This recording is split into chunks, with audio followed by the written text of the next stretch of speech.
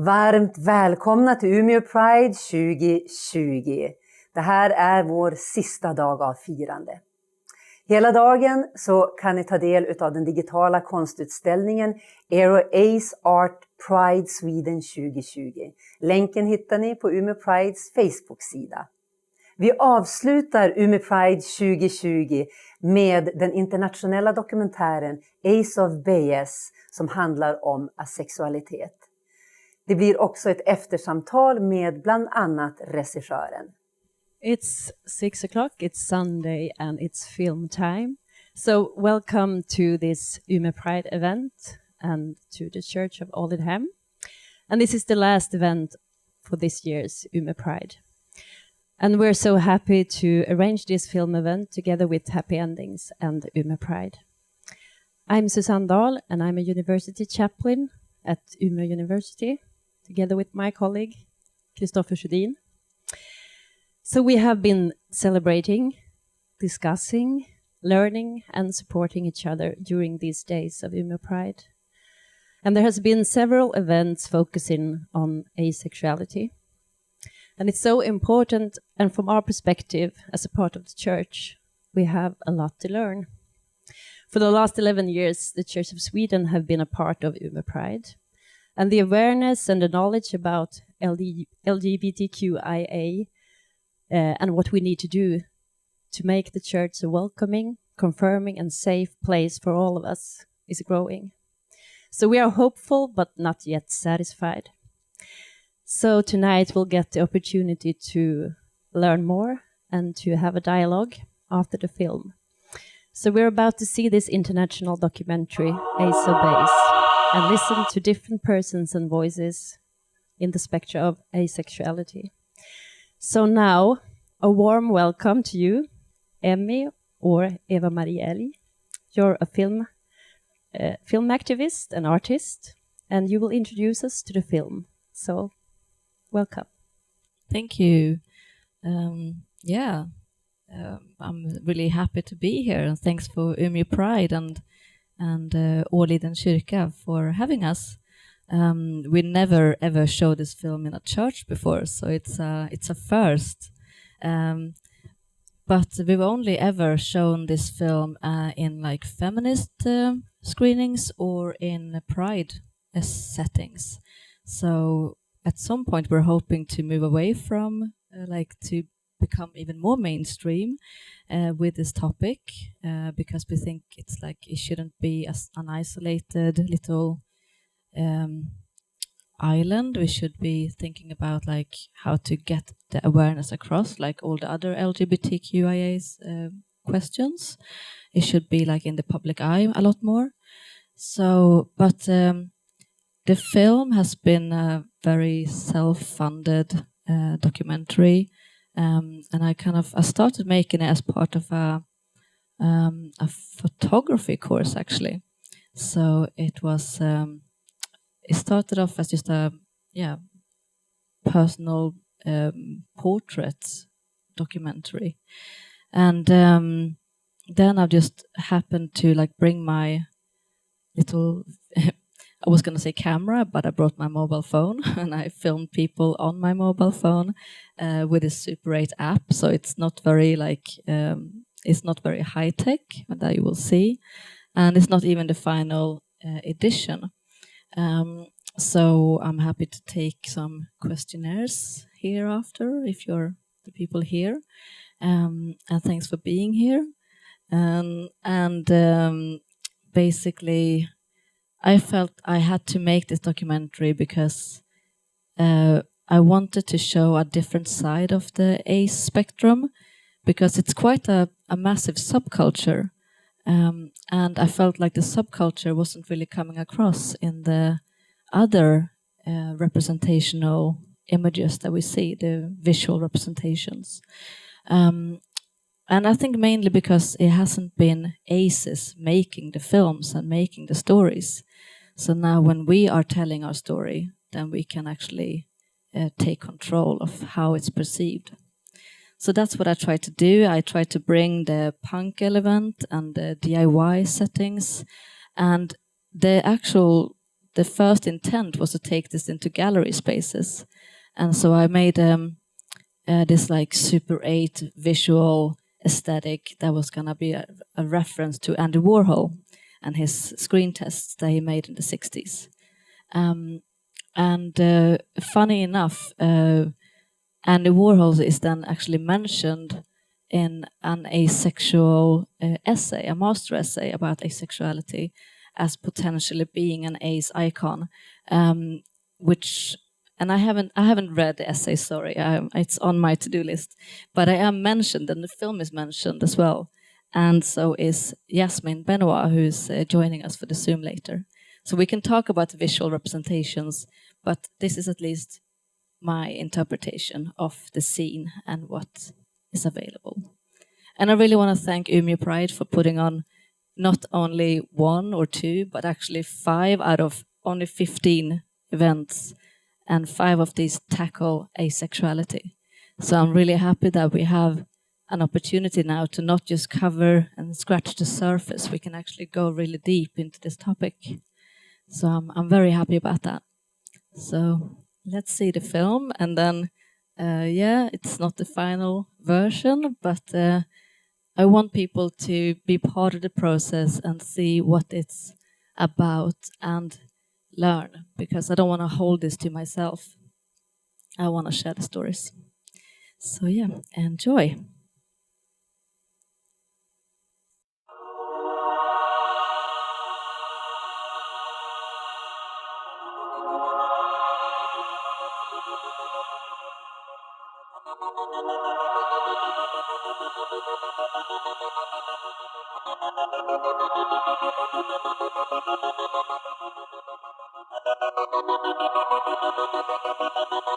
The norm that tells you that you're supposed to be in a monogamous, sexual, and romantic relationship.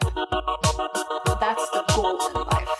That's like the epitome of happiness. And if you don't feel happy from that, if you don't want that in life, you're less human.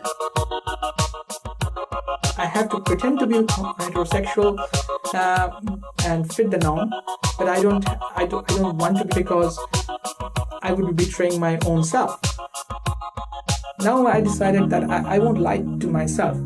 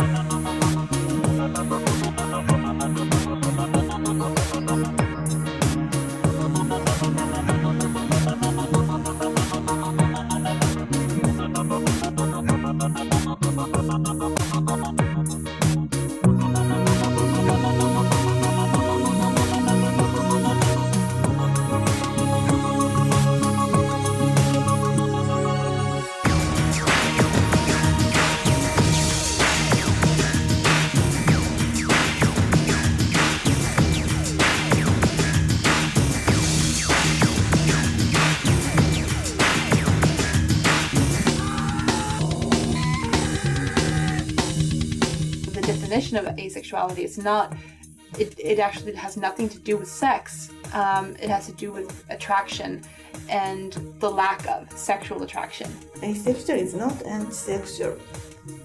Can I be homosexual and asexual? People don't know it's a thing. We really need awareness and acceptance.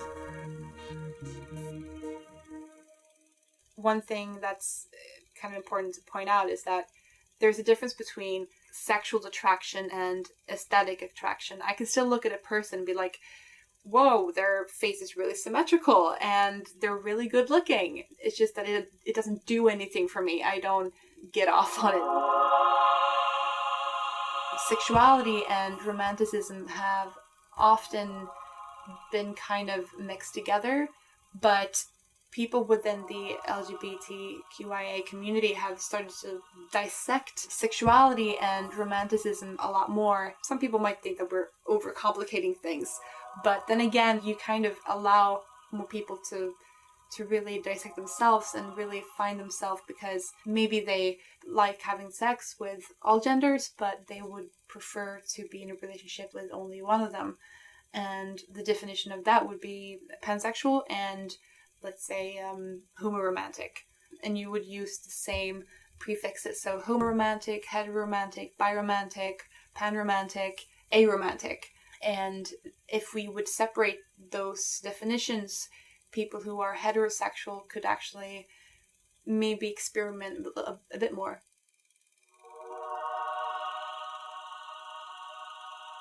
Especially living in a heteronormative society, I feel like because you have all of this heteronormativity forced on you all the time, if you don't have a sexuality that is clear to you because it's so open, then it's easy to misinterpret something as being what society is telling you it is. So I've had the experience of going along with that shit because I didn't have a word and I didn't know that what I was different and was something else. I view myself as an asexual homoromantic, meaning I lack sexual attraction, but I can get romantic feelings towards men. As a homoromantic, it's hard. The homonormative behavior is usually sex first, talk later in many cases. Therefore, finding people that respect my sexuality have been hard to come by. I'm demisexual. You only experience sexual attraction towards people you have a strong emotional connection with, or that you like really like. I'm not sex repulsed when I'm in a very good relationship. That's the situation where the demisexuality comes in. Sex positive, sex favorable can mean different things, but sex favorable is someone who enjoys sex themselves. And then there's the sex negative, where maybe they don't like sex and don't view it as a good thing, but that's not so common. But then in the middle, well, I hate to say in the middle, it's more like off the chart altogether. I would say sex indifference, where you don't give a damn either way.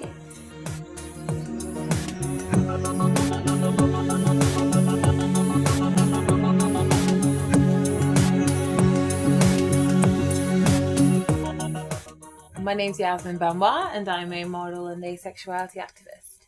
I interpret sex positive as like a attitude rather than as an action. So in terms of like my views towards sex, like I think sex is awesome, I just don't do it. So I'm sex positive in a mental sense. Like I think it's super interesting and cool and awesome, and I totally get why people do it, but I would rather not do it. People often do try and do the whole, but if you haven't done everything, how would you know? But it's funny because I always get that from like straight guys, and I'm like, well, how many guys have you had sex with to call yourself straight? Like, well, I mean, if you haven't had sex with a few men, how do you know you're straight? So really, we shouldn't be calling you straight either. If I can't call myself asexual, and then they're like, oh, okay, touche.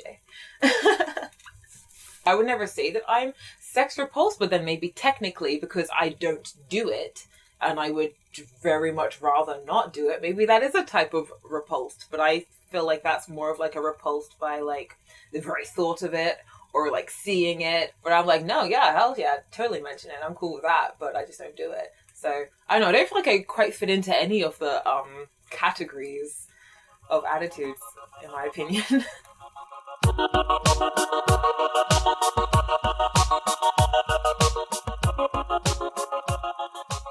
I consider myself asexual and aromantic, and I think I started realizing that when I was 13, 14, or at least at that age, I started realizing that, I wasn't attracted to boys or girls, and I would say things like I'm not straight or gay.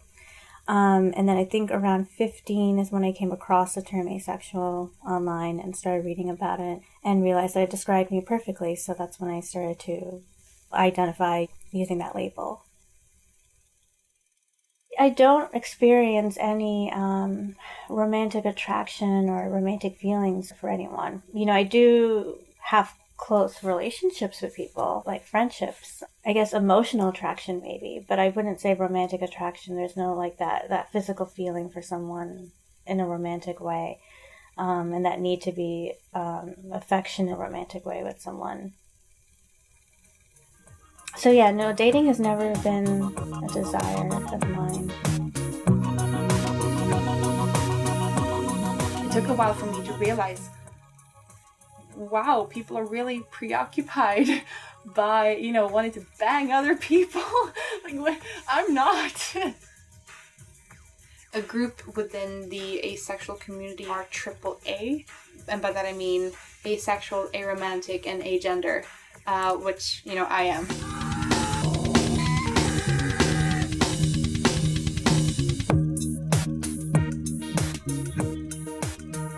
If people actually could say, what is it being assigned female as birth, and raise it in a gender-conforming, typical, traditional, heteronormative environment, it doesn't give you a lot of options about sex.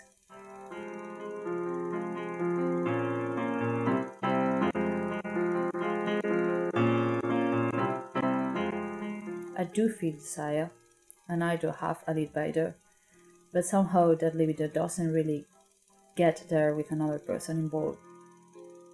Asexuality is more than a political standpoint tied with my transfeminism. I do believe in the fluidity of my desire and my wants. My only wish is for people to stop saying that intimate relationships can only happen if sex is involved. That's something that makes me feel not only inadequate, but also it makes me feel mad. Anyway you do it wrong. I'm giving you my love, no it's not for sex. I think the acknowledgement of asexuality, it will be a way to think about what is intimacy, what is to have an intimate relationship, and how desire is actually constructed.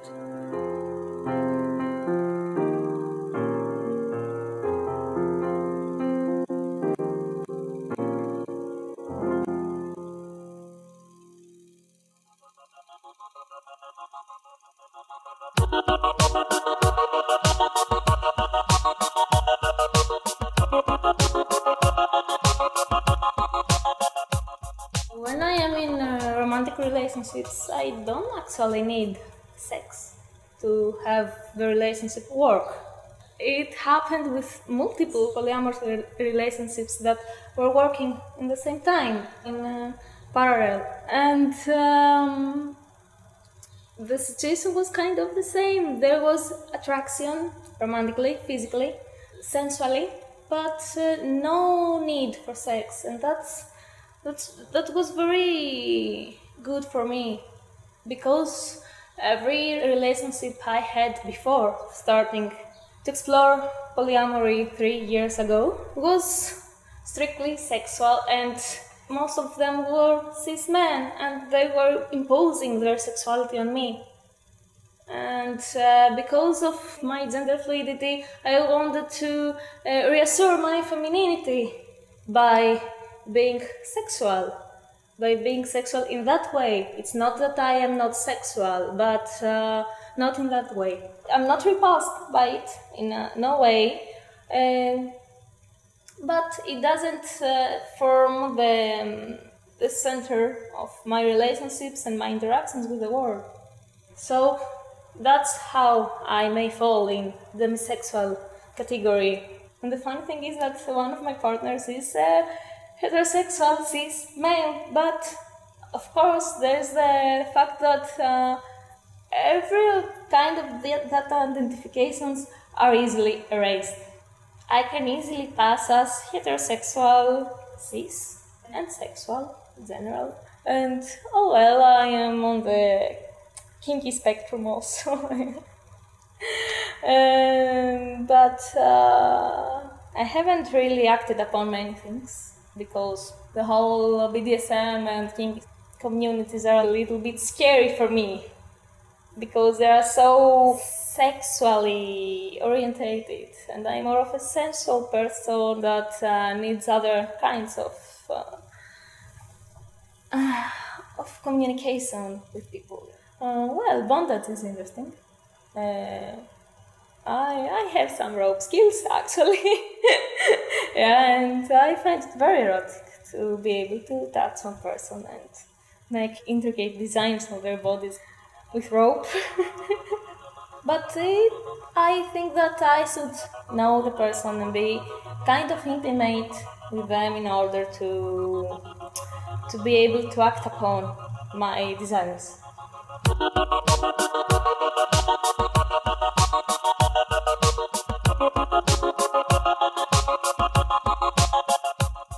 In my teenage, it is dark period in my life. I felt solitude. Only me is different. I could not tell friends, my teachers.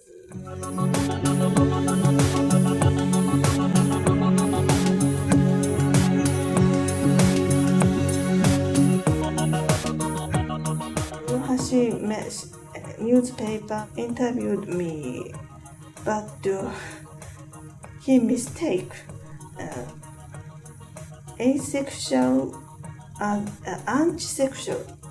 He wrote. So I'm angry. Antisexual. I don't use. Asexual is not antisexual. I was always a nonconformist, so I didn't really care about how I was expected to behave. Asexuality was never the weirdest thing about me, so it was never really like a big deal discovering that there was something else that was different. So yeah, I knew that there was an expectation that I would be dating or having sex or having boyfriends or whatever, but why would I do something I don't want to do to please other people? I'm touch averse, but not really repulsive. But, well, I can feel a romantic attraction. So that's a bit annoying. I would have liked being a romantic as well.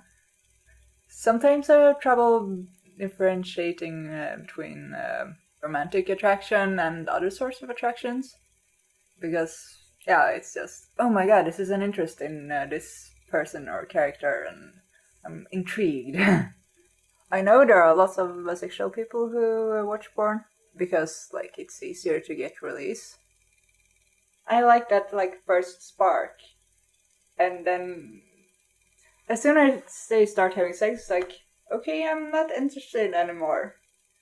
When I meet people as well, I like the first spark, but as soon as people start to touch you, everything just dies. I feel like an alien because most people like watch porn and have this really secret porn stash hidden somewhere in their hard drive. Like, I cannot relate to this at all. Whoa, asexual porn. Yeah, cuddling.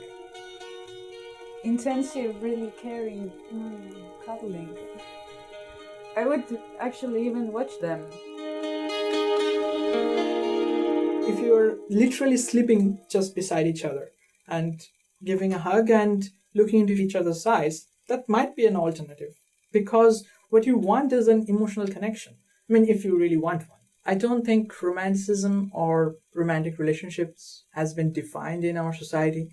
Relationship can have multiple flavors, and I want something deeper, which is close to friendship but not romantic. I have a not perfect, but flawed, but workable relationship with the person I was talking about. He's homosexual, I'm asexual. Doesn't really make any difference as long as we are emotionally close and we have our different needs and we can sort it out from different places. It's hard enough to be just asexual and being in a relationship. It's harder to be gender fluid, asexual, and aromantic to be in a relationship. So, I always feel like if I have a conversation, not on a date, but even I have a conversation, I would have to directly explain this is who I am, and I have this kind of boundaries, and other than that, everything is fine. But that's kind of awkward. Nobody talks like that.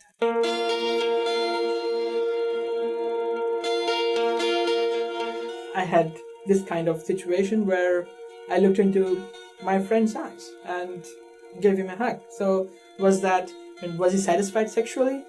No, because he is homosexual, and I respect it. Was I? Yeah, to some extent, yes. My relationship goals is to find the Sam to my Frodo, like the kind of friend that'll go with you to Mordor to like destroy the One Ring. Like, I think that's pretty hardcore. Like the kind of Ron to my Harry kind of thing. Like, you've got each other's backs properly for like a whole 6 books. That kind of friendship is my goal in life. People often ask me on apps like Grindr why I'm there if I'm not looking for sexual encounters. But since there's no real app for asexuals and even less means for someone ace homoromantic to find love, you kind of have to use what is available.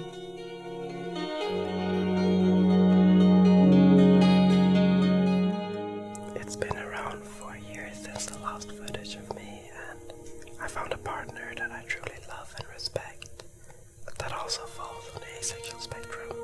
In previous relationships, there's been moments when I said yes, even though I wanted to say no, just to please my exes. It always left me feeling uneasy about myself. Why did I put up with something I didn't want just for my partner's satisfaction?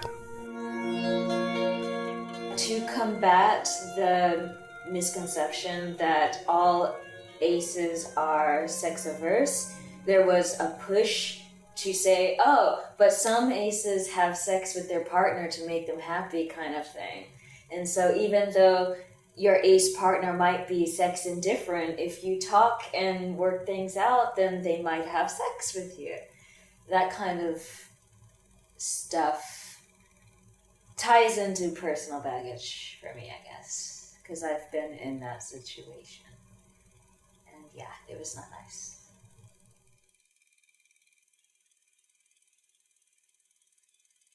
Especially for people who, for example, may be on the asexual spectrum and don't know that it's a sexual orientation, they may go to their doctor seeking to figure out why they don't have a sex drive, why they aren't attracted to someone. And that doctor may misdiagnose their sexual orientation as sexual dysfunction, and instead treating it as a problem that can lead down a very painful, negative path.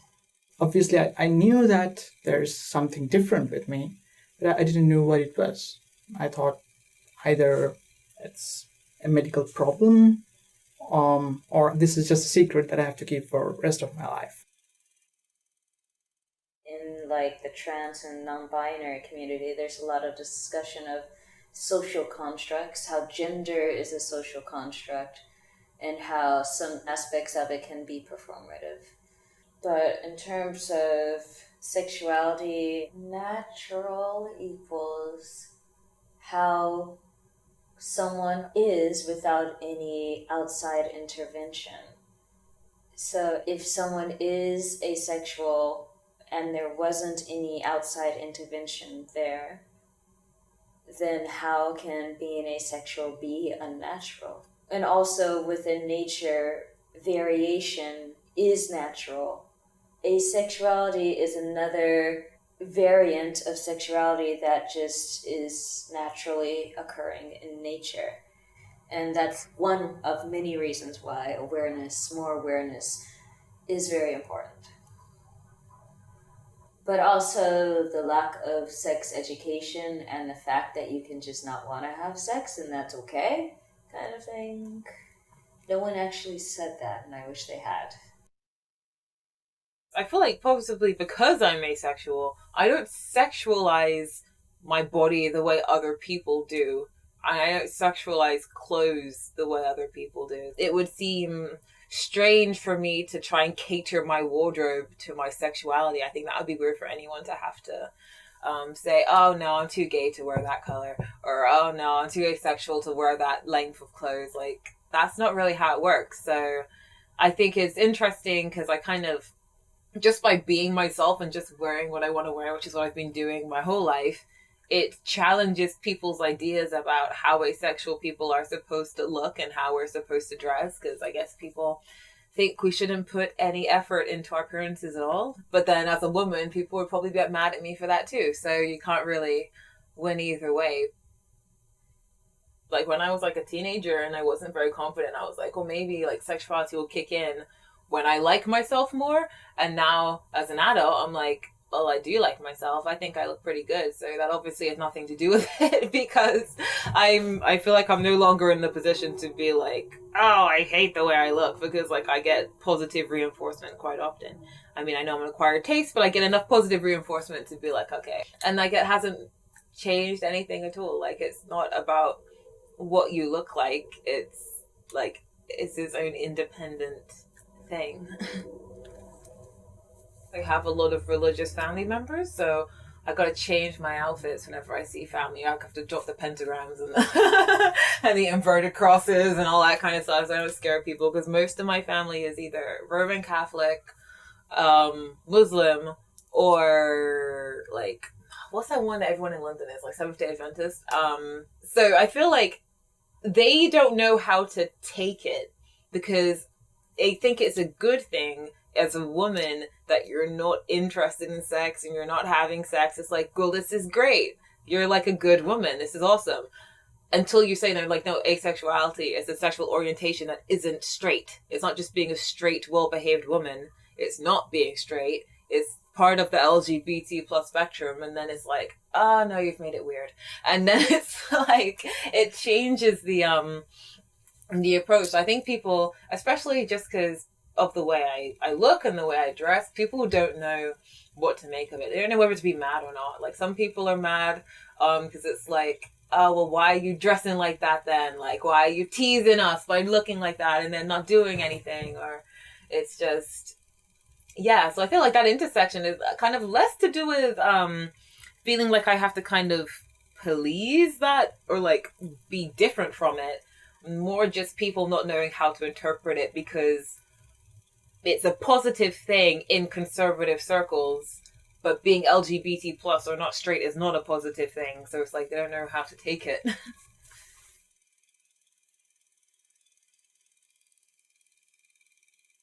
It's not like a stance of like, oh, you're doing it, so I'm not going to do it to prove a point. It just so happens that our society is in a place where, as it's became more liberal, sex has became a bigger, more open deal, and now it's kind of switched in the sense that not doing it is weirder than doing it.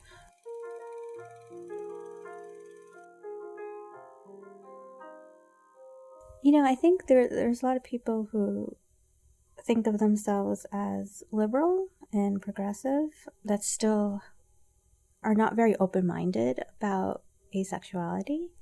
I think a lot of them think that asexuality goes against the things that they advocate for, especially with the whole sex-positive movement and encouraging women to embrace their sexuality. And they think that asexual people are repressing themselves and they're very like anti-sex, and that they're holding women back because of that. It's kind of seen like you're a nun in a way. And like I definitely don't think of myself as a conservative person at all. You know, to me, being liberal is about accepting people for who they are and being respectful of people's personal choices and their identities. And if they embrace the idea that women should be true to who they are and not conform to what society wants them to be, then asexuality is something that they should understand.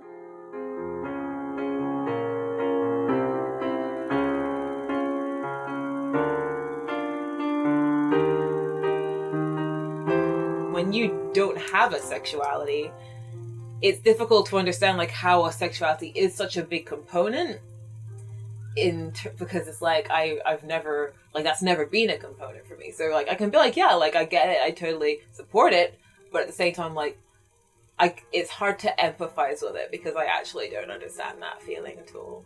Especially being aromantic as well. Like there's something about sexuality that baffles me in a sense when I see like people will put their lives on the line, people will destroy families, they'll put themselves at risk just to get laid, and I'm like, wow.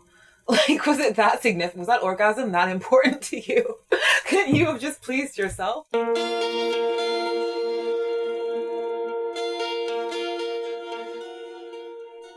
sort of get why people mix up gender and sexuality.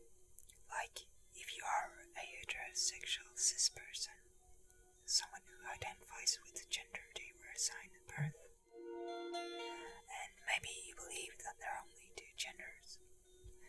If you're a woman, you're attracted to men, because that's the opposite gender. Sexual identities, like heterosexuality and homosexuality, are dependent on your own gender. That label changes if you change your perception of your gender.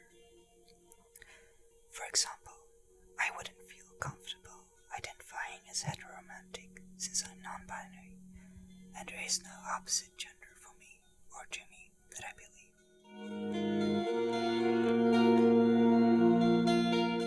You know, I wear makeup, I wear jewelry, I wear perfume, short dresses.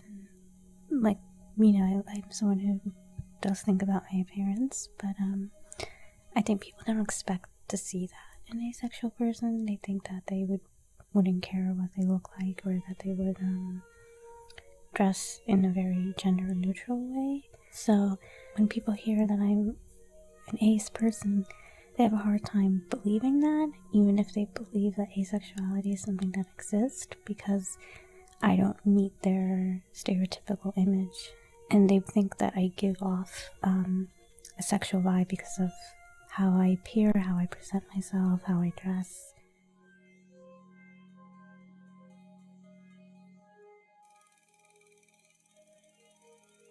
The only sexualization of women that society likes to accept is the passive kind, that is for the consumption of someone else. When a woman actually expresses herself and her own will and her own desire and her own needs, then it's met with gasp and surprise and negative accusations. And I think that's fucked up. So for me personally, I am not a woman, I'm non-binary, but I am perceived as a woman, but not just as a woman, as a black woman. And I feel like black women are sexualized on a completely another level, hypersexualized. So the contrast of desexualized, sexualized, hypersexualized. And it's true that all women are sexualized, hypersexualized in some way or another, but I also think that different points of intersectionality for each person, race, class, gender, sexuality, presents with another flavor of hypersexualization. There is lots of violence. The whole social reproduction of heteronormative scripts is raising subjects, oppressing subjects, abusing subjects. I consider myself lucky because there isn't any script. Everything is so new. It's a starting point for acting and seeing things in a more political way. We can stop imposing oppressions on a micro level.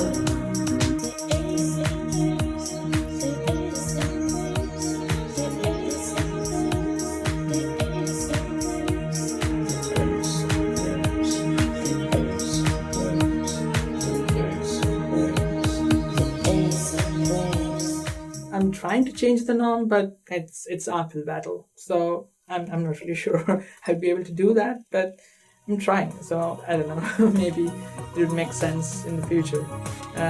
Maybe somebody would be happy that I'm doing that now.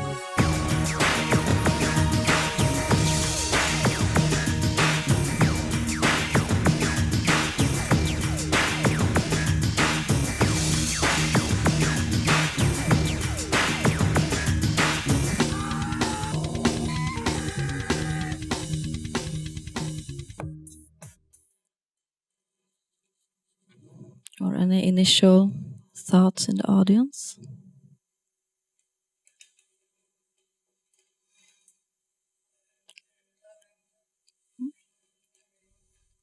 There's one question, Yeah? and it's the question.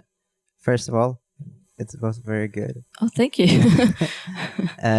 One question is, one of the aces were whispering. Why was that? I had this ambition to make it more like intimate, to have it almost like coming out and telling secrets. I'm not sure if it's working, and especially I'm so sorry about the sound right here, because it was some of the whispering parts and even Noreen's part were completely silent, and that hasn't happened before. So I'm thankful for the subtitles, but I'm really sorry that if you're depending on the sound, and I'm really sorry that it wasn't coming out tonight in some parts. But yeah, so the whispering, I'm not sure about it. We'll see how it goes. If I'll leave it or if we'll do some re-recordings of that. Yeah. Yes, I thought it was interesting. It made me focus a bit more the first time when the whispers came out. It was about having sex, although maybe you don't want to. So it felt more like a secret or something that hasn't been a very nice thing to say, that you have been ashamed of, and that therefore you whispered. Yeah, that was the intention. But yeah, it was nice to hear your feedback on it. Yes. So yeah. Hi, Noreen. Can you hear me? I can hear you. Hi. Yeah. Are you the only one on Zoom? I'm a bit disconnected right now. But you can see and you can I see can me. see, yeah. Yeah, Yeah. nice. Do you have anyone else there as well? No, it's just me. Oh. Is it just you? That's enough. Hello? Yes, Yay! I'm here too. Sorry. Can you guys not see me? I can see you. Yay. I'm here. Yay, all three of you. So we have London, New York, and Borlänge representing right now, as well as Umeå. So I'm so happy we can get this all together. Can I just ask you, first of all, like, do you have anything to add to what you said in the film? Do you want to, like, what happened since? Like, do you want to give us some updates, or have you had any new thoughts? I haven't finished watching it. Like, while it was, like, it's still not finished on my laptop, I was still, like, watching it. And then I was like, oh, wait, but the call's meant to be happening. So I haven't seen the ending. Oh, cliffhanger. But yeah, anything that you want to add, like, or say right now? My views are very much the same as what I said then. Yeah, because we just filmed last year and the year before, so it's been like fairly recent. But with Sebastian, I think we first started filming 2016. So that's I'm sorry about that. It was a while ago. Yeah. So lots I have think happened. that when we first started filming, I was living down in Stockholm, and I was still like coming into like identifying myself as asexual, and a lot of things has changed since then in my perception of myself. So it's been great working on this documentary for so long, because I can kind of add to my own experiences and my own discoveries with myself for like each session that we've filmed. That's good. And yeah, we couldn't quite hear you whispering updates, but at least we have the subtitles because you're now living with your boyfriend, no? Yes, I am. He's actually outside in the car. He's been on a meeting, and he's outside in the car watching the live stream. Yeah, put him where he belongs. All right. So, Noreen, what's happening with you in New York? Well, we are in election year. So debates start next week, and then November 3rd is the election date. So we'll see what happens with that. But that's sort of the big thing. And then we're still in the pandemic. And it's going to be flu season now. So that's going to complicate everything. But yeah, I mean, 2020 is just a tough year. I don't know if you've heard, we have fires happening on the West Coast in California mainly. So that's also going on. Really scary times. Yeah. Yeah. But you were also making films and scripts and stuff about asexuality, no? Yes, this is true. I actually just finished a feature screenplay this year. It's a kind of like a lighthearted, dramatic coming of age story about a teenage girl in high school who, you know, is an asexual and aromantic. And she's, you know, going through the discovery of this, but also dealing with her friends and her family's reaction to it, and you know, not being able to really accept it, you know, completely or right away, and just sort of navigating the pressures of that. So yeah, it's a feature film. Great. Jasmine, have you finished watching the documentary now? Or is it still No, running? well, I've been listening to you guys, so I haven't seen. I didn't want to sit here like this, like the You can watch it while after. you guys were speaking. But yeah, I think I was near the end. Yeah. And what happens with you? Because you're a model, an activist, it's pretty full on for you. But now with the pandemic, things have been a bit more shut down, no? I've actually managed to do a lot without leaving the house. Influencer stuff you can still kind of do from home. I've been doing a lot of panels and seminars and stuff, like a lot more internationally, because now everyone's just doing it on Zoom. So I have like quite a few American university talks lined up, and I'm speaking at the Foreign Commonwealth and Development Office in the UK on Monday via Zoom. And Asexual Awareness Week is coming up in October, and this is like my third Zoom panel / meeting of this weekend. So I've got I have another one after this. So I'm managing to keep busy with the activism and the articles and the modeling and stuff in lockdown, fortunately.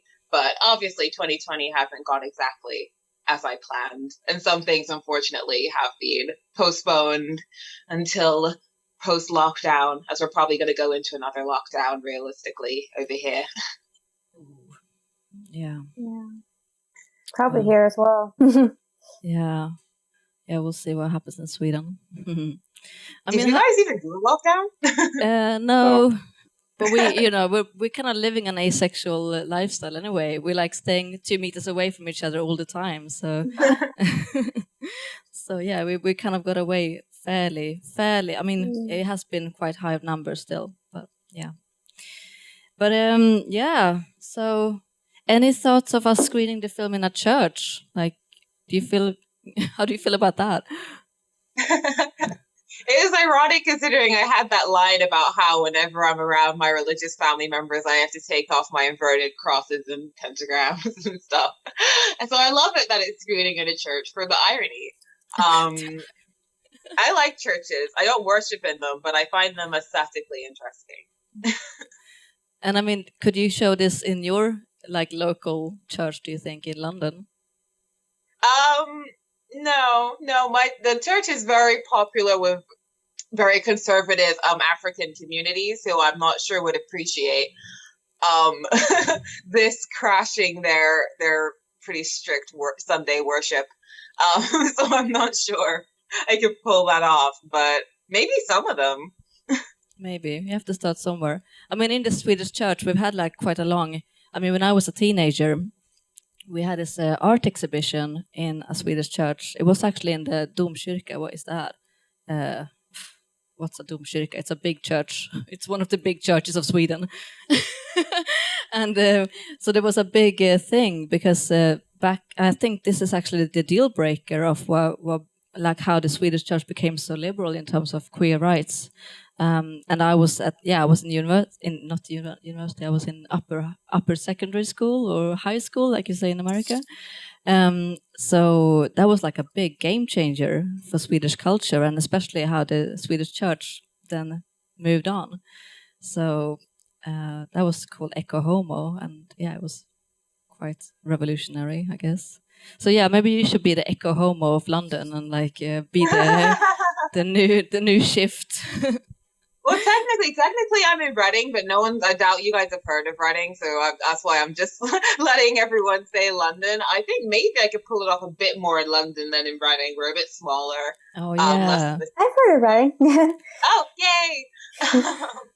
Less of a queer scene going on over here. Oh, I see. But maybe you can.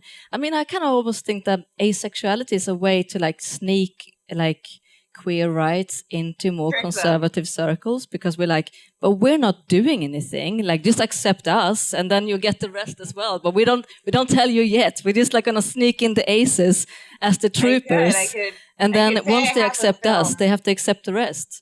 Because once you have like you're accepting a homo romantic person who's asexual, then what's the difference of like accepting the rest? Basically, that's my ambition anyway. You could. I could go in and trick them and just be like, "Hey, I have this film about people who aren't having sex," and then they'll be like, "All right, awesome," and then I'll be like, "Surprise!" Yes, just, let's like, surprise them all. Yeah, so that's the master plan, but we'll see what happens. So yeah, give us a ring. We're willing to come and do this. Yeah. I mean, I think obviously, like, I don't know if you have questions, just interrupt us in that case. We have one question, and it's which person was the one that wrote the master's thesis you mentioned before the documentary? Thank God I brought my notes. So the master thesis is called Visual Representations of the Asexual Experience. It's by R. Guo, G-U-O, R.G-U-O. And it's from, no, I don't have the right university. But I think if you Google this title, it will show up, because it did for me today. And it's funny because you're actually in it as well, Yasmin. Oh? Yeah? You didn't know about it? It's funny because they mention Andy Warhol as a visual representation of aceness. Possibly. Wow. They just like they are making up a story, I think, or like fantasizing or something. And then they mention you, and they mention Ace of Baes. I love being in the same sentence as Andy Warhol. I take that as a severe compliment. Yeah, we'll see. I have to read Warhol, it in. Yes, and Benoit. Yeah, totally. Exactly. We're in the same league at some point. Yeah. But actually, I don't know if you want to talk about this publicly, but it does refer to your public blog post about the BBC documentary that you were in and you're criticizing. Do you want to talk about the visual representations of asexuals that we don't like? Yeah, we could do that. Go ahead. Okay, well, okay, so the situation was, I don't know, you must have BBC over there, or have heard of BBC over there. They're like one of our big TV government-funded channels, and one of their channels, BBC Three, was doing a documentary on asexuality, so they came to our ACE conference, which was probably like the best place to try and do a documentary, because there were panel talks and there were hundreds of us, and it was such a diverse representation. So I thought, God, this is like the perfect place for you guys to do this. I'm so glad you're here.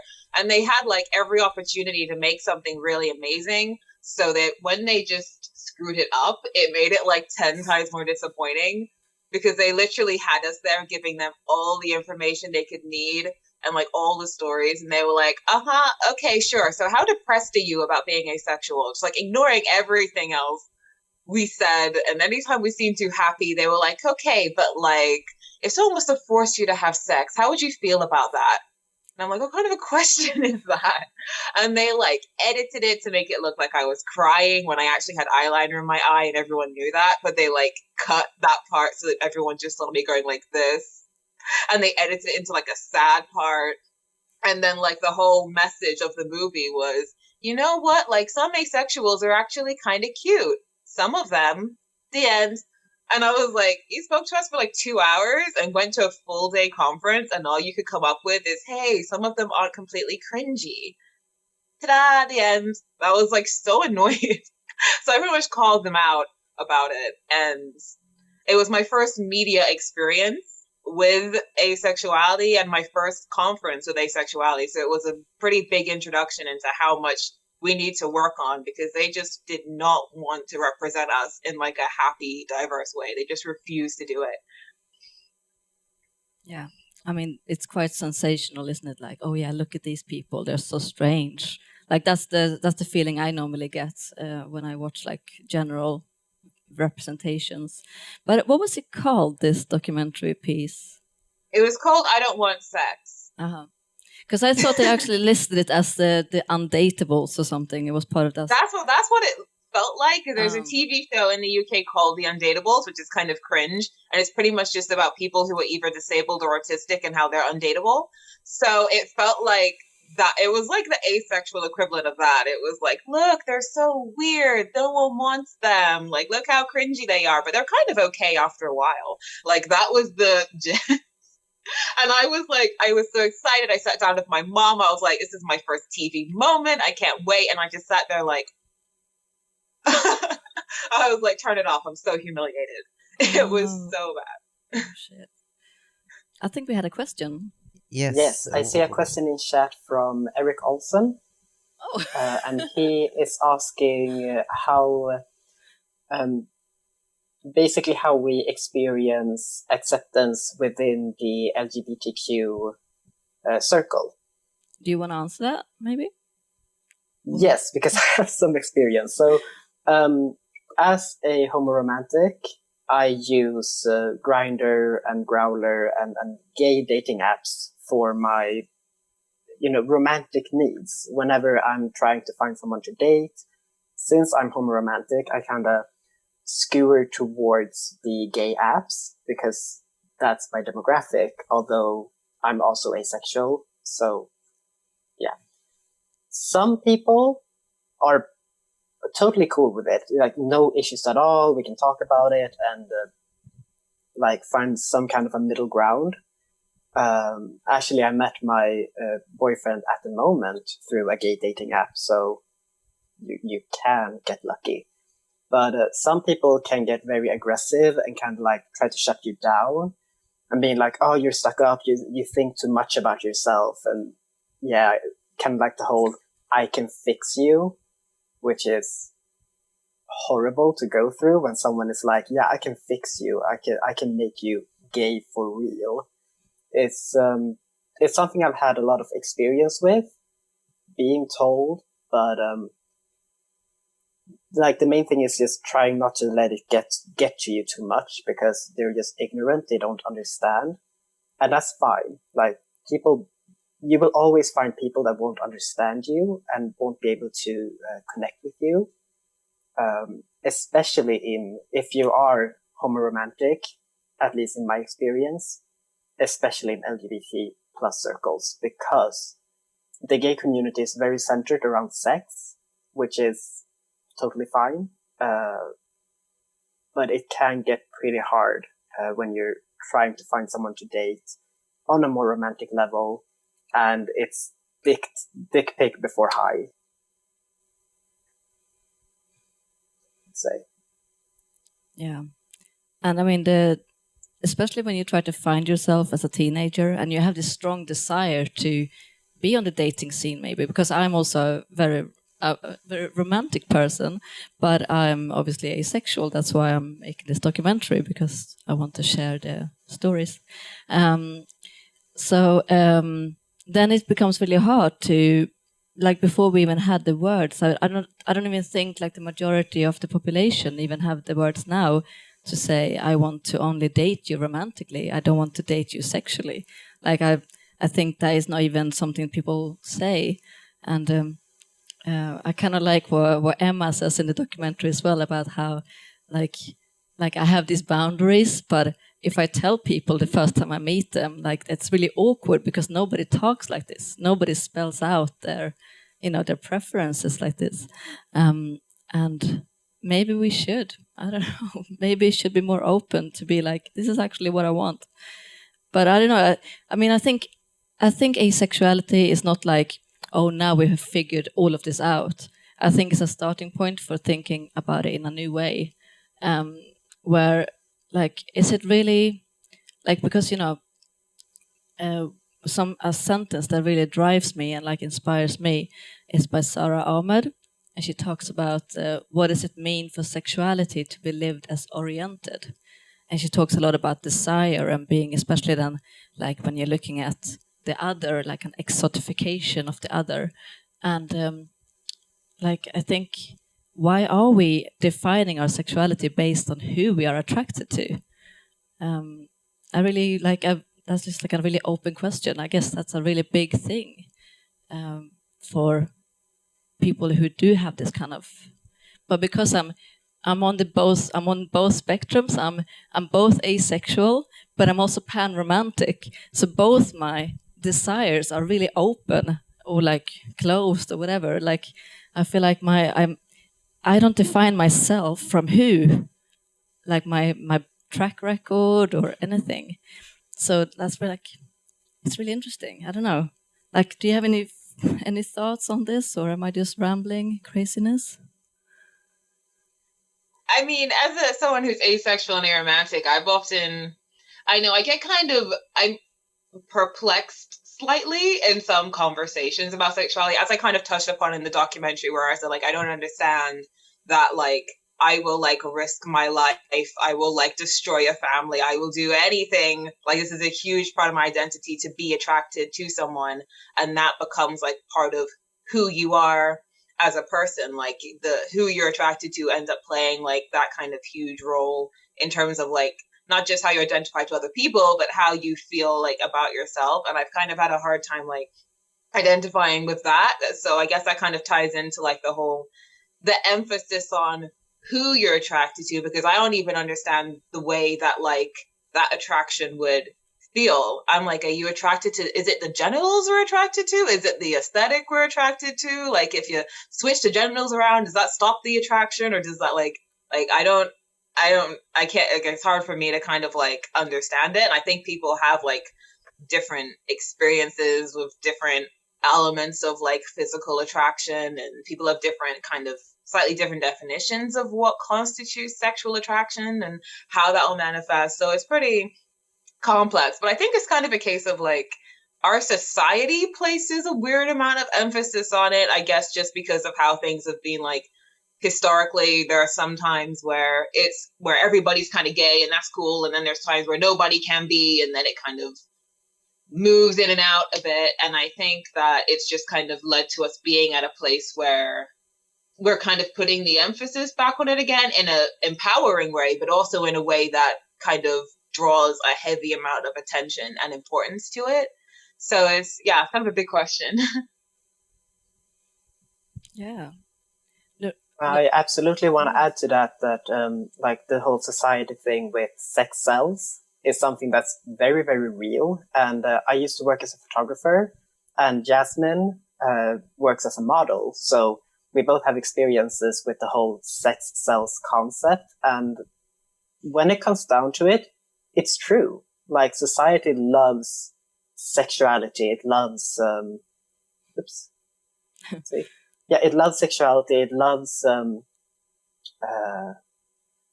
putting, especially female figures. Also, there's my cat. In basically compromising situations and positions for money and exposure. So I think that also has influenced how we as teenagers or teens view sexuality, because we have a skewed vision of it from early on. Watching movies, even perfume commercials are like ridiculous at times.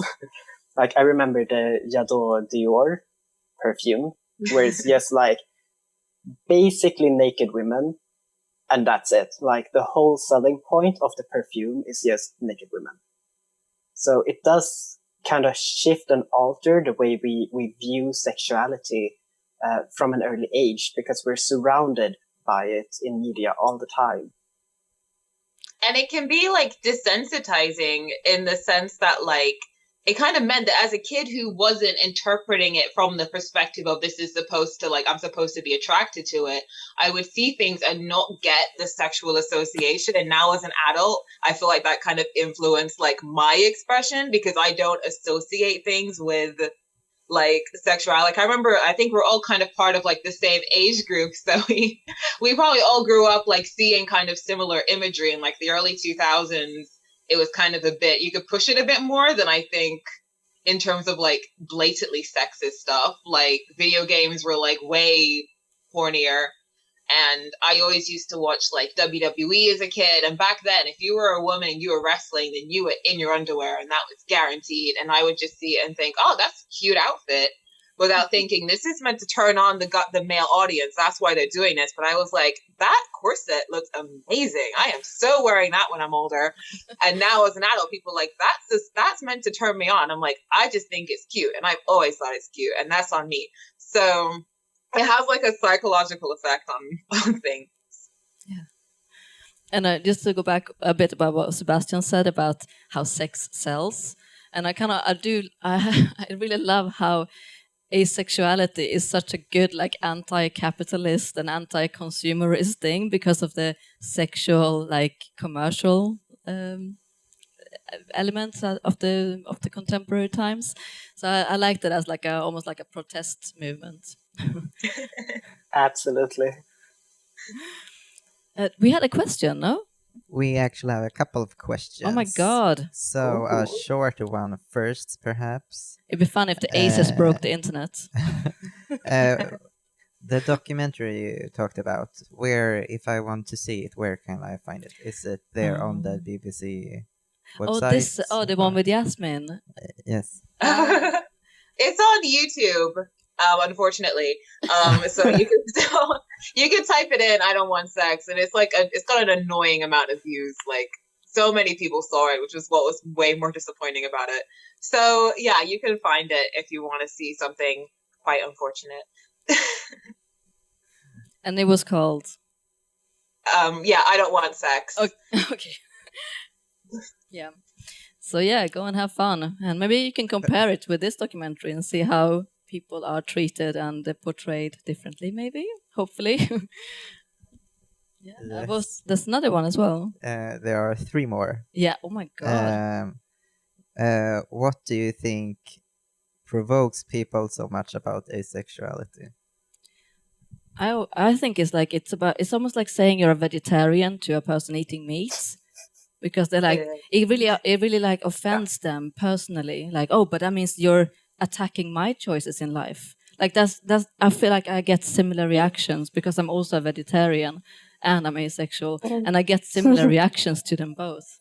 So yeah, I think that's a very good comparison. It's like being at a barbecue and saying like, hey, I'm vegan, and everyone would just like, excuse me. It's the same when being in settings where sex is so normalized and seen as something vital to our human survival, and you're like, yeah, but I'm asexual, I'm not interested in that. Like, I don't care. And what's funny is that like online, I get called a vegan a lot. Like people, like when I say like I'm asexual, they'd be like, vegans. And it's like, I'm not even vegan, but people just like think that like it's like in the same lane. It's kind of like you're anti-meat, you're anti-sex, and that like one will cause the other. And I'm like, there are so many meatballs in my freezer that disagree with this statement. But like, it's weird how people like tie it in and they use it as like a negative thing. It's like, it's the vegans again. It's like, I didn't even say anything about being vegan. Well, I think they both prompt like people wanting to explain to you like the science of life. If you say you're a vegetarian, I have had people that talk to me about like the food cycle or like the food pyramid and the food chain and how animals are meant for us to eat. And same thing, you say you're asexual, then people talk about human nature and procreation and all this stuff. So yeah, they both prompt that from people. It's my experience as a vegetarian and an ace. And in both instances, you're like, did I ask you? Exactly. And I mean, talking about also like another like thing that we, I guess, send out, the signals we send out. Didn't you have an issue once because you were wearing a red dress or something, Noreen, and that was like seen as a maybe it wasn't, I'm not sure. But you like, oh yeah, somebody assumed that you were sexual because you were wearing a red dress or something. I was wearing a nice dress at a nightclub, and yeah. I was like, what are we gonna do? What are we gonna wear? I know the feeling. I think they expect to wear, like something very conservative, very, hides your frame, and baggy clothes. But like I've noticed, like in my experience, like sometimes I think it's not even about the clothes; it's just them being against like the concept. Because like I can like test it on social media, because it's like if I post something where I'm like in lingerie, then it's like then people like you're not asexual. Asexual people don't wear underwear, and then but then I also posted something where I was in like jeans and a t-shirt, and they were like, well, if you're asexual, then why are you touching your hair? And if you're asexual, then why are you wearing eyeliner? And why can I almost see your belly button? And it's like, okay, so it's not even about the outfit really, because I'm wearing jeans and a t-shirt and you're still mad. So I think it's just like they're kind of using that as their excuse for just not being able to compute asexuality. I mean, maybe also the internet is probably not the best. I mean, because people are really the worst selves online, I guess. Oh God, yeah. The internet culture is really bad. It's really, really bad. Yeah. So, yeah. I think also like the why a lot of people have a hard time accepting, and I've actually seen this a lot in the LGBT community, is because they think it's like another concept and another letter that is like, okay, now you're overcomplicating. Like it took us forever to finally understand LGBT, and now you're adding all these extra letters in there like a soup, and like I think it becomes a little too much. And I actually saw on YouTube like there was a bunch of people who were part of the LGBT community. They were complaining about like, we don't need to add more letters. We're like hurting the movement by putting in more letters. And it's like, but it's frustrating because LGBT doesn't cover everyone. And there's like, I personally don't identify with any of those 4 letters. So I think it's a good thing to add the letters and to add the plus sign at the end, because there really are so many sub-identities in the queer community. Yeah. And the funny thing is that like I feel like that mentality aligns a lot with like TERFs, because sometimes I'll notice that like people that tend to be like, oh, asexuals, like that doesn't count, you're making it too long, and I'll look at their profiles and I'll just say LGB, and they'll just like, because LGBT wasn't the original for, like it used to be 3 letters or 2 letters, and then they added bi, and then they added trans, and like it evolves. And some people just don't like evolution. And they don't like evolution because there's actually just people that they just don't want to include because they have their own like negative views towards them. But I've seen that with trans activists. Like, do you know Blair White? If you've heard of Oh God, I can't stand Okay. Yeah. She had she was saying quite a few things about the letters, and she also thinks non-binary is like a political thing instead of an actual thing. And she thinks those kinds of things are hurting the trans community and trans activism. So yeah, it's strange, like the way people think, even in other marginalized communities, unfortunately. Yeah, and I have to again just like raise my hands like this for Umepride, because it's been like, now all the conversations so far have been in Swedish, so you can't rewatch them. Maybe I can translate them for you. But we had like really interesting things here. There's been one about trans, especially, that was like really interesting and like really profound. And also, I think you missed the introduction maybe, but out of 15 events on this Pride, there's been 5 on asexuality. And we are the last one, so we've covered the basics already. We talked about asexuality and BDSM, so we have had asexuality 2.0 as well. So we've had like so many like we have really covered it as a topic. So thank you so much to Umepride again, so yeah, let's go crazy and advanced here. Like we can be as because people know, like, from watching this festival, which is quite amazing because we never have that platform where people are already in the know.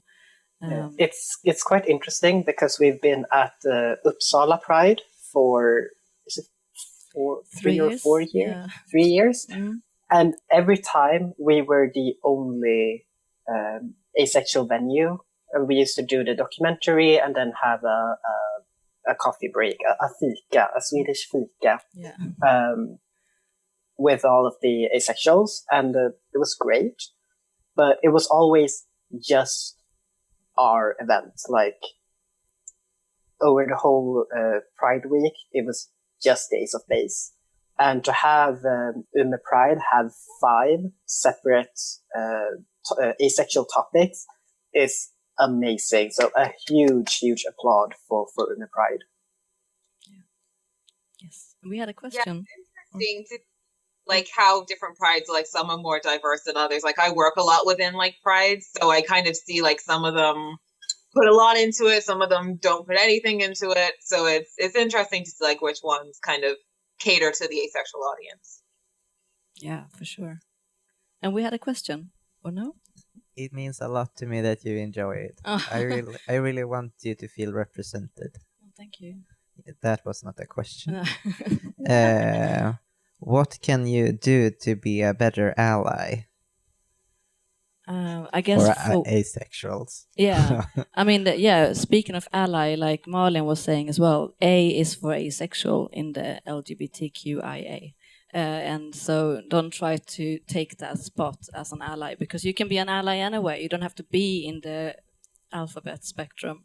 You can actually be an ally and not be represented. So reclaim, help us reclaim the A as asexual, because we apparently were there from the beginning, but we have been like kind of written out because we were seen as not, I don't know really. I don't know what happened along the years, but apparently like asexuality was part of the movement from the beginning. I've heard rumors. Oh yes, sorry. There you are. Yeah. Where were we now then? So I have one more question. Yeah, here. go ahead. You say that sex is. I am translating as I speak right now, so sorry for my Swinglish. It's okay. You say that sex is a big focus in the gay community, but that goes for the like everyone else also, as you've said before, that sex is like everywhere. Or do you mean that in the gay community sex is more pronounced? This is a question for everybody. For me, I can only speak from my own experiences, and identifying. I first came out as homosexual when I was a wee little teenager, and growing up in the gay space and actually like having a lot of sexual encounters with gay people, being in the gay community for many years, that's kind of my experience from it, that it's a lot of sex first, talk later. And I don't have any experience in a straight community, so I can't really speak for them. I can only like speak for what I see in the media, but the media is not a fair representation of reality. I mean, I'm not gay, so I could only answer based on just like perceptions or like sociologically speaking. But one thing I kind of observe is obviously sex is big in the heterosexual community or just in society in general. And I think most sexualities, with the increasing use of like apps and stuff and like our increased sexualization, things are kind of going in a kind of sex first, talk later way all over the place. But specifically for gay communities, that was kind of the only way historically for a long time that people could interact, because you couldn't just sit there and have blatant gay dates in public places, and everything had to be kind of underground and covert and like meet in the dark and it was harder to find each other, and like, so that I feel like that had like a lasting impact on gay cultures, because that's how it kind of had to be historically. Meet in a park, meet here, don't exchange names, stay in the closet, all that kind of stuff. And I feel like that's also kind of why, like, for example, if you were to go to a pride festival, it's like there's such an emphasis on embracing all parts of sexuality, because that has been oppressed for so long that people go all out. And it's not just like, hey, I'm gay. It's, hey, I'm gay and I'm wearing a leash and I got a butt plug in and I'm covered in leather. And they just take it like, they just kind of, because it's been like something you had to be ashamed of for a long time, people, it's amplified more. And I think that then kind of creates the feeling that it's more sexualized in a different way to outside the community, based on my asexual aromantic observation. Yeah. Yeah, like no, Oh, sorry. Yeah, no, you go.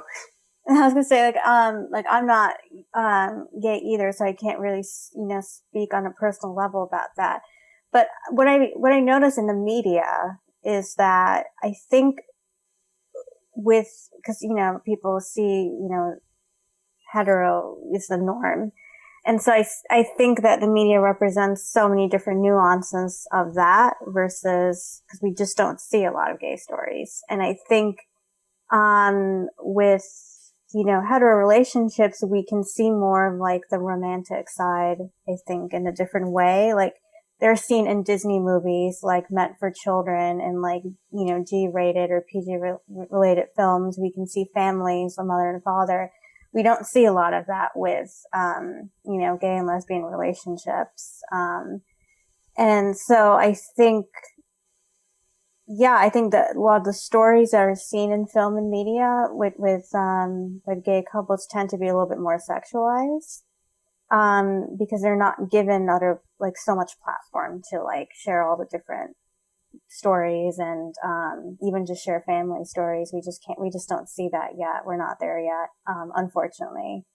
So that's how I see it from the outside, like from watching the media that I consume. And I think we're missing out on that, because I know there are stories like that, and that they should be given the spotlight, but we're not seeing that yet. Yeah. Yeah, and I guess I can fill in the middle ground, because I have been dating, and when I was single, I was like, I had this epiphany, like I'm gonna go for the polyamorous people, because they already have the sexual bit covered, so I can just go and find a connection that way. And I did make a point of saying to them on the first date that I was asexual, because I'm like, just so you know, this is never gonna happen, but we can, or maybe will once we have our connection or whatever. But I really wanted them to be interested in something else, something in me, because I'm quite an interesting person. I have more than just a sexual body, and people just they never called me up on a second date because I was asexual. So then I'm like, well, then obviously you're looking to sleep around, and yeah, maybe I was unlucky with the polyamorous community, but yeah, I gave it a shot, or several, and it didn't work.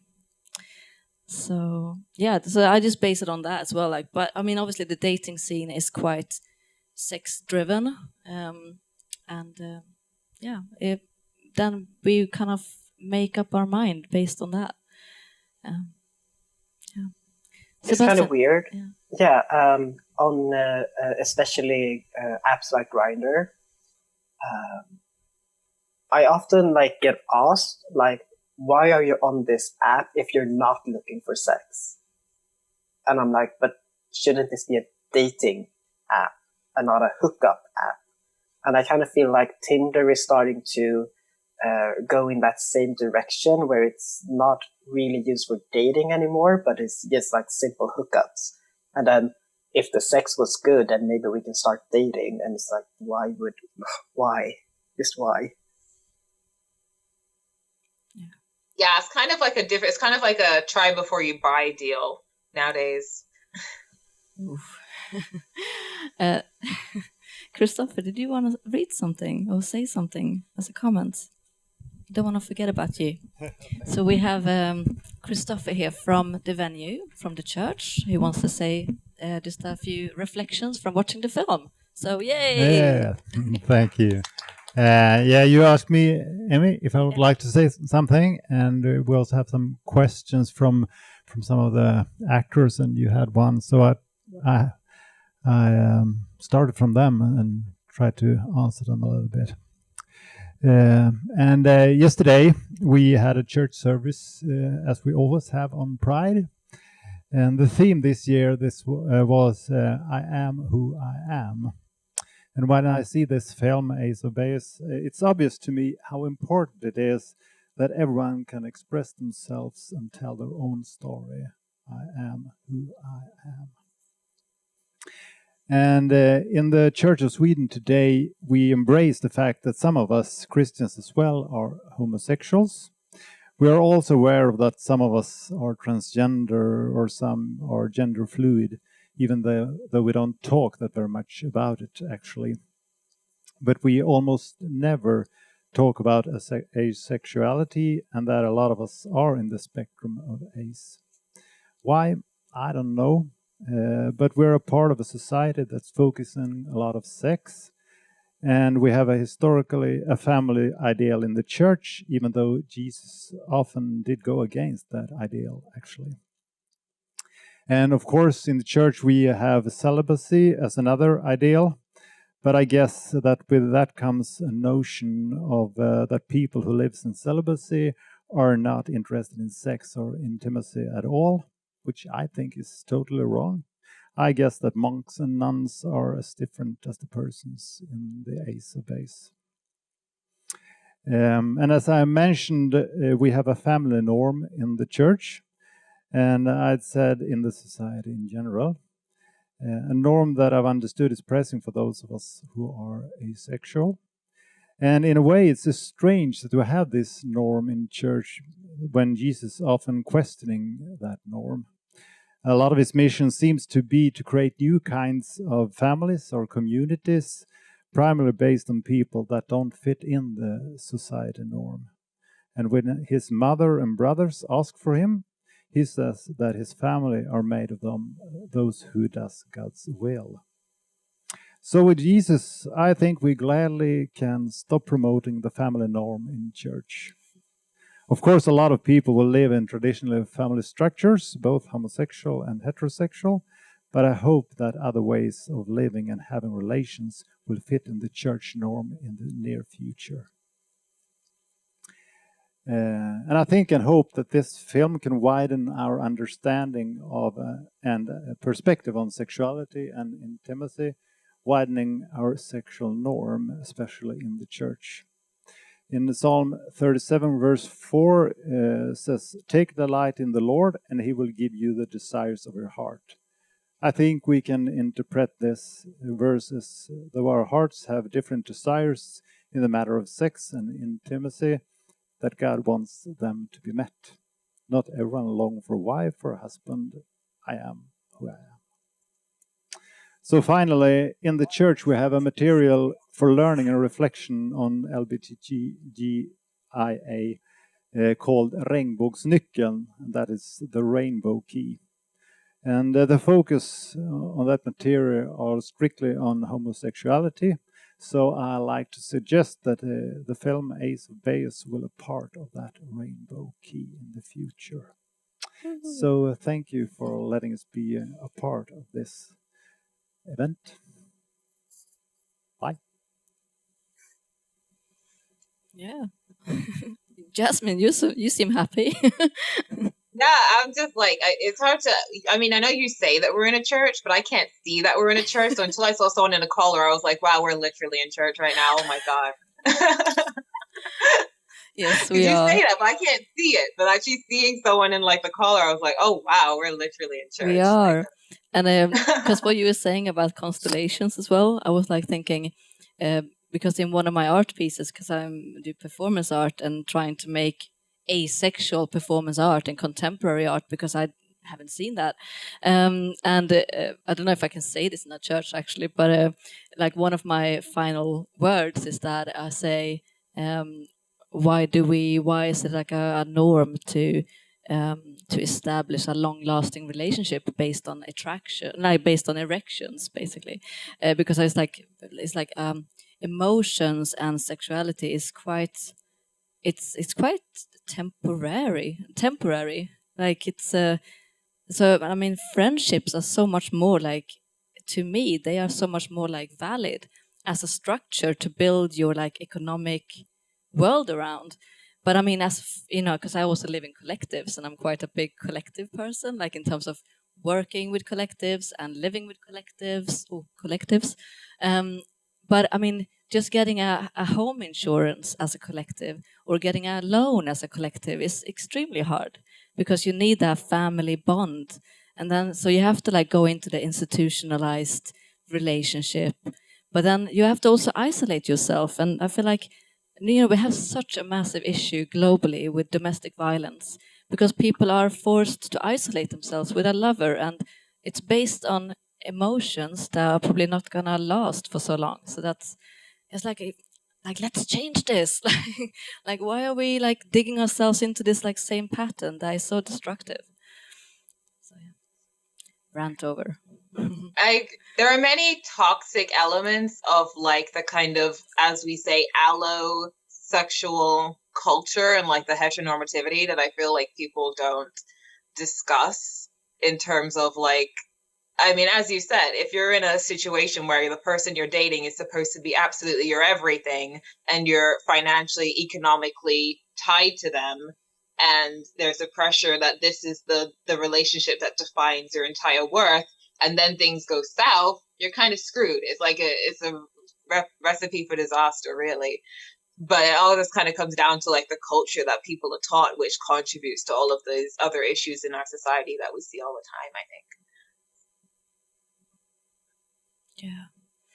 Do you want to add something as well about what was said by Christopher?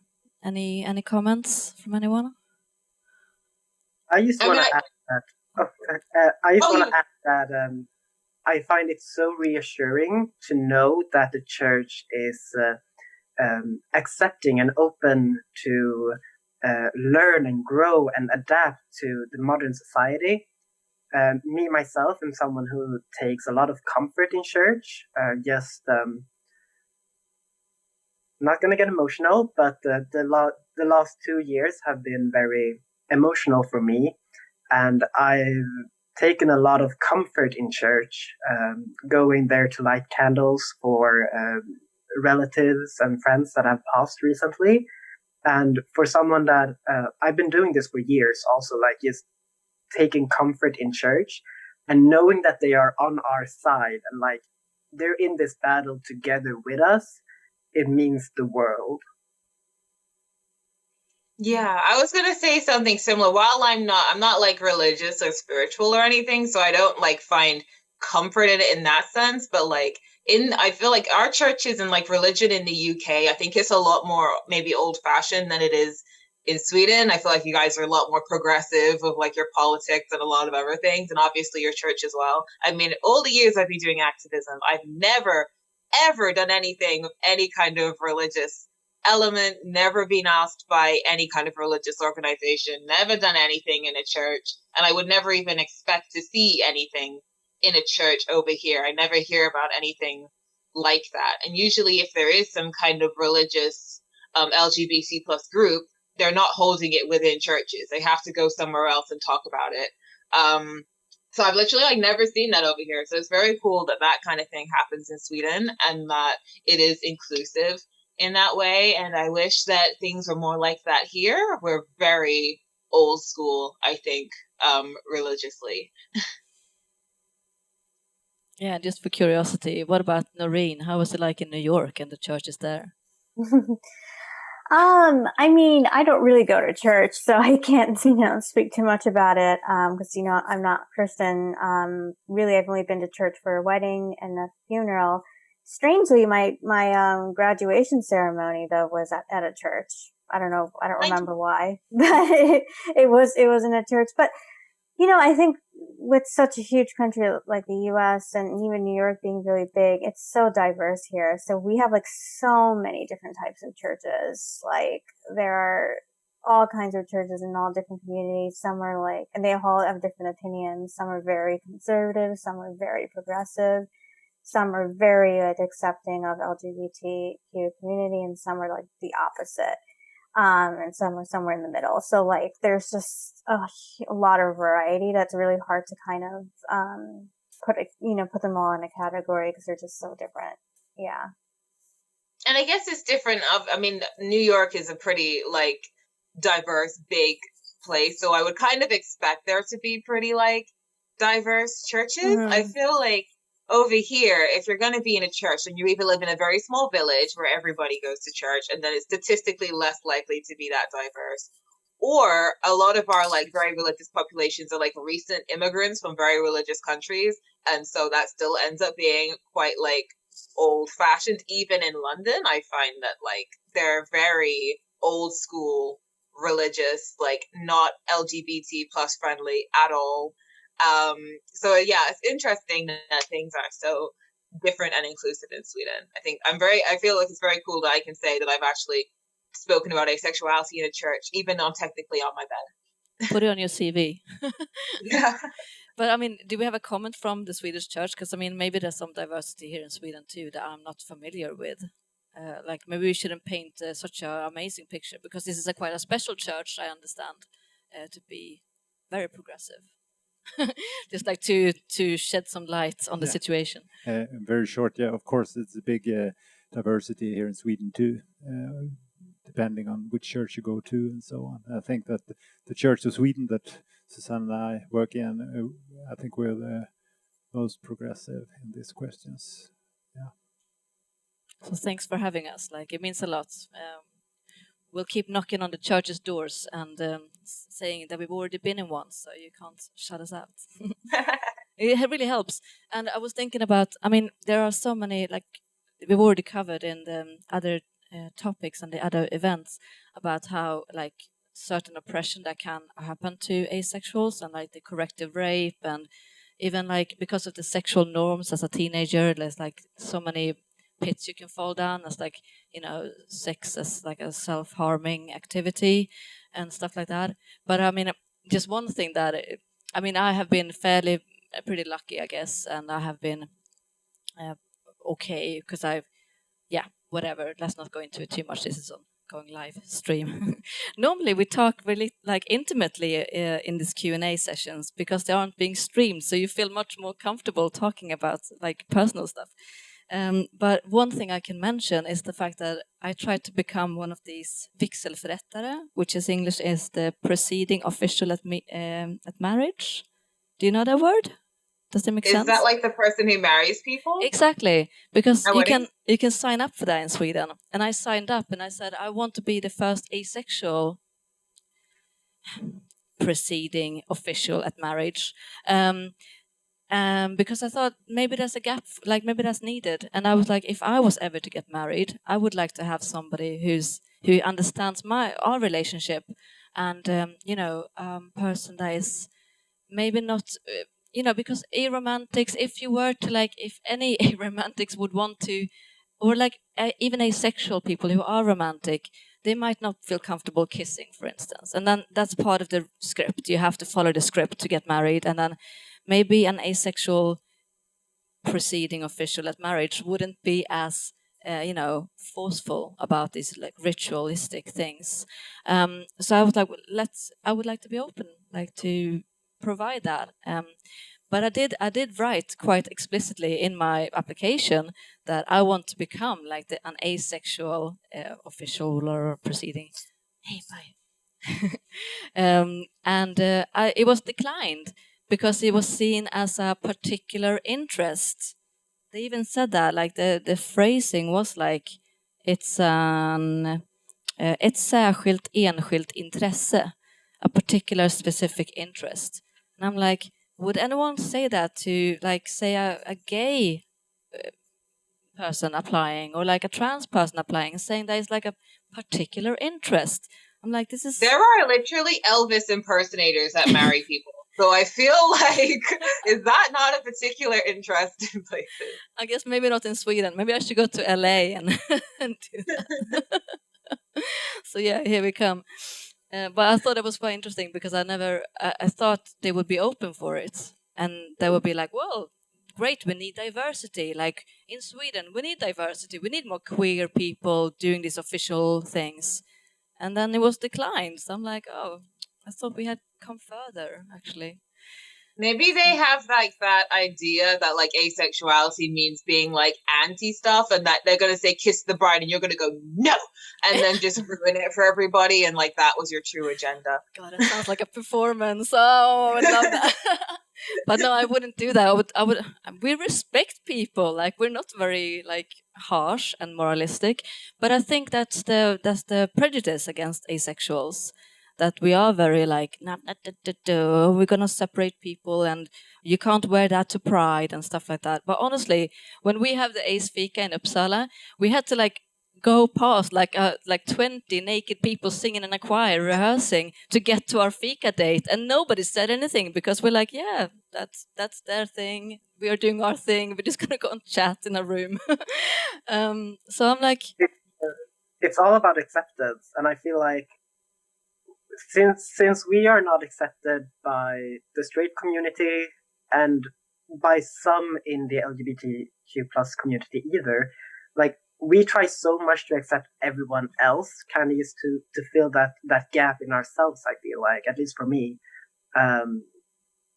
I actually didn't go to the Pride for many years because I didn't feel accepted, but I was always the one who were like sticking up for my friends and always like trying to pep talk people into being themselves and being more of their true identity, whether that's my trans friends or my gay friends or even my straight friends.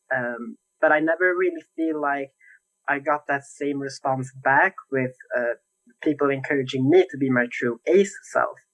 And I think that if we get more representation, especially like if we could have a marriage counselor or something that caters towards ace people, like not only would that be good for the asexuals, but it would also be an eye opener to many others. It's kind of showing that hello, we're here and we matter, and we deserve to be accepted just as much as every other orientation or sexuality. yeah. And yeah, marriage counselor, that's a much better word, actually. Thank you for that. And I was thinking as well, like, so anyone else who wants to apply to become a marriage counselor in Sweden, I guess, I mean, my only suggestion is to either do it closeted, like apply for who you are and not mention the asexuality, and then like surprise them. Because I was like, should I do this? But I felt like, I want to just be open, because now I am open, and then you can Google me, you'll find my sexuality quite easily. So I'm like, I just wanted to be perfectly open, but I guess it's sometimes you have to be in the closet to be accepted, and it kind of sucks. But yeah, that's my, I guess, little Gotta do a cheeky sneak attack. suggestion. Huh? Sorry? You gotta sneak attack them. You kind of Exactly. you go in there, sneak attack, and then you surprise them with the truth. And it's like, well, I'm already here, so what are you gonna do about it? Exactly. I wish I'd done that, because then I would have been by now, and I would have like married so many people, and it would have been fun, I think. But yeah, we had a question. Yes. So it's getting late. So I have one more question that is mainly for you, because about something you said, but the others can of course answer it also.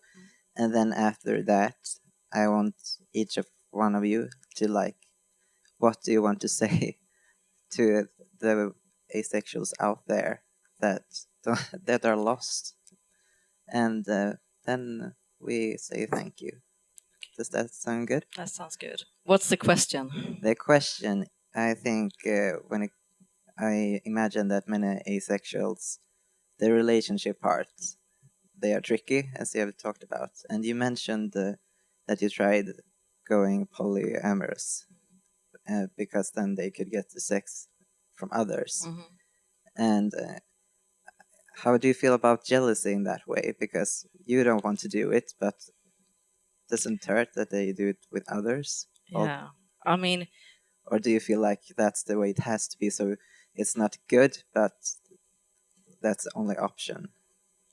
Yeah, I mean, now now I am in a monogamous relationship, and that fits me much more. I think that's something that works for me. But when I was single, I was like looking for options, and I knew that. Well, I thought that a person who was solidly with me, or is that the word? Like who was only with me, wouldn't. Oh, sorry. Yeah.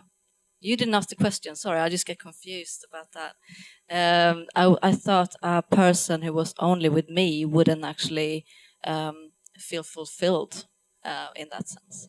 So I thought I would, yeah. But it's not like jealousy. Sure, I think that could have been a massive issue because I'm the person who needs to have a cuddle buddy, especially in the nighttime.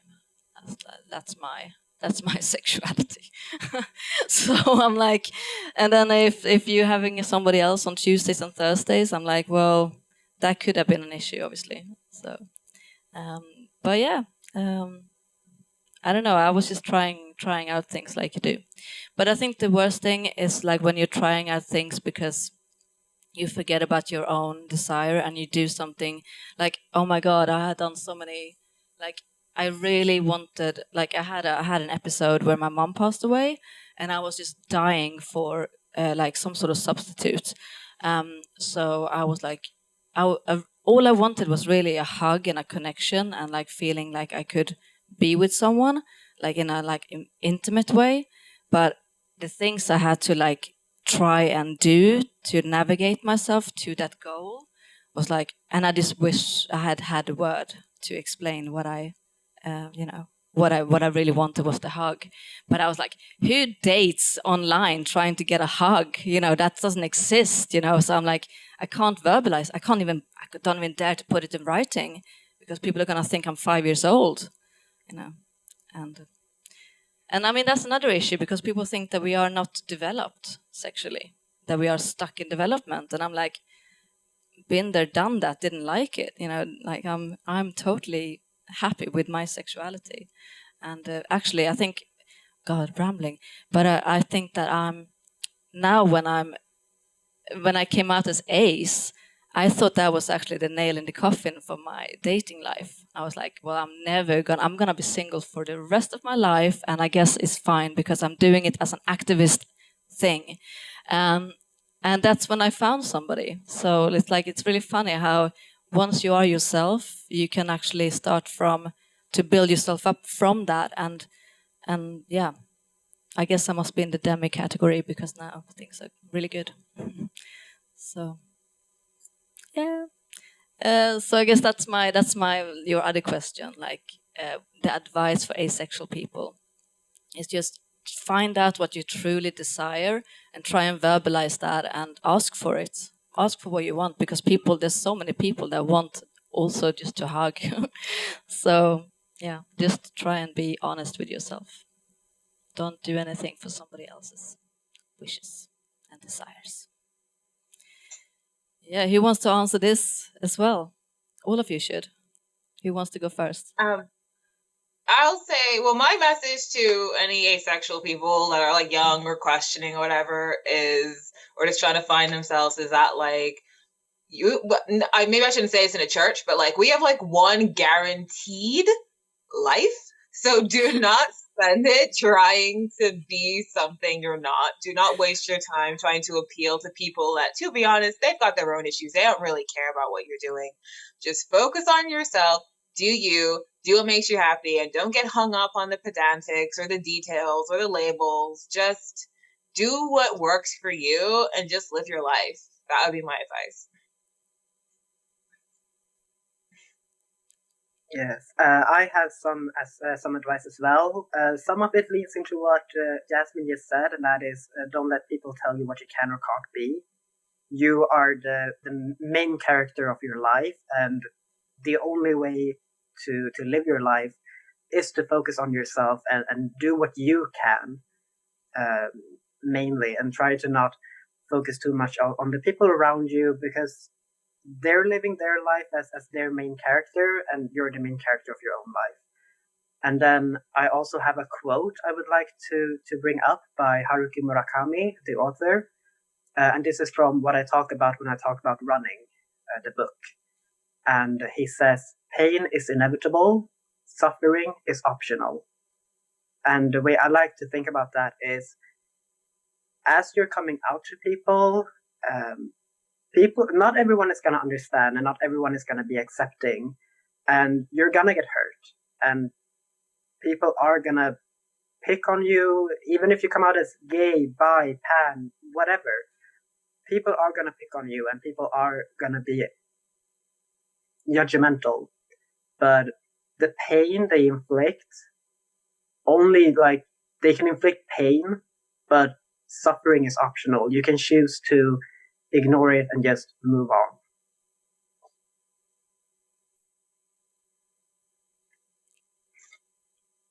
Yes.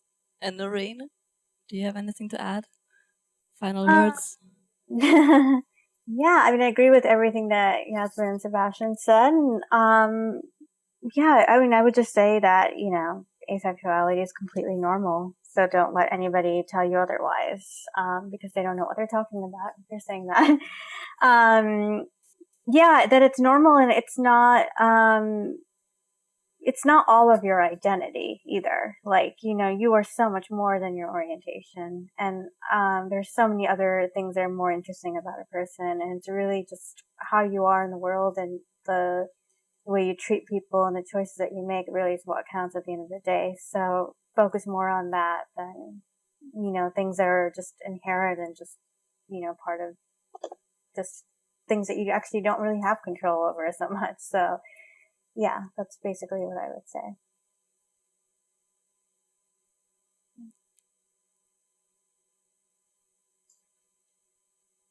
Yeah, I also had a quote that I forgot to read.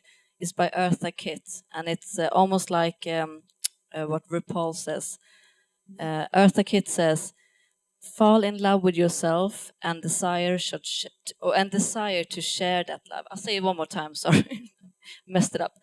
Fall in love with yourself and desire to share that love. That's the quote. So yeah, I think that's quite If you beautiful. can't love yourself, how the hell are you going to love somebody else? Can we I get an amen? Amen. So thanks to the Swedish Church for having us, and for Umepride again. It's been amazing. Thank you. Thanks for our panel. Yes, thank you, Emmy, for coming here and that you have made this amazing movie. And thank you all the Baes for being here in Umeå, Sweden with us today. It's very nice. We're very thankful. This was great. And thank you. Thank you. Thank you. See you soon. Bye-bye. Bye.